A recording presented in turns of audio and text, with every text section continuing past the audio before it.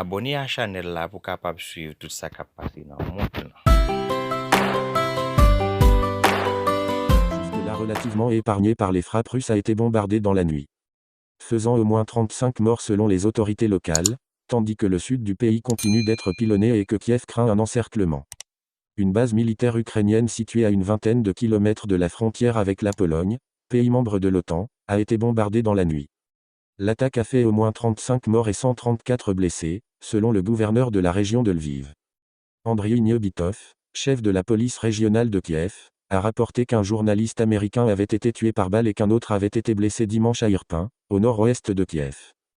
La commissaire ukrainienne aux droits humains accuse la Russie d'avoir eu recours à des armes interdites au phosphore au cours d'une attaque la nuit dernière contre la ville de Popasna dans la région. De Louhansk, une affirmation invérifiable dans l'immédiat.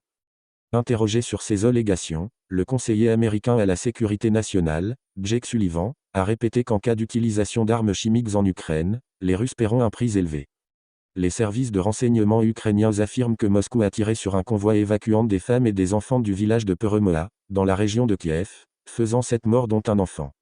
Les troupes russes tentaient toujours dimanche d'encercler Kiev tandis que la ville assiégée de Mariupol espère l'arrivée d'un convoi d'aide humanitaire. Volodymyr Zelensky a annoncé dimanche que 12 729 civils avaient été évacués samedi par des couloirs humanitaires. La première ministre Irina Vereshchu a affirmé que seuls 9 couloirs d'évacuation ont fonctionné. Au total, selon le président ukrainien, 125 000 personnes ont été évacuées par des couloirs humanitaires. La Maison-Blanche a autorisé samedi une nouvelle aide de 200 millions de dollars en matériel et services de défense provenant du département de la Défense, ainsi qu'en entraînement militaire, pour apporter de l'aide à l'Ukraine.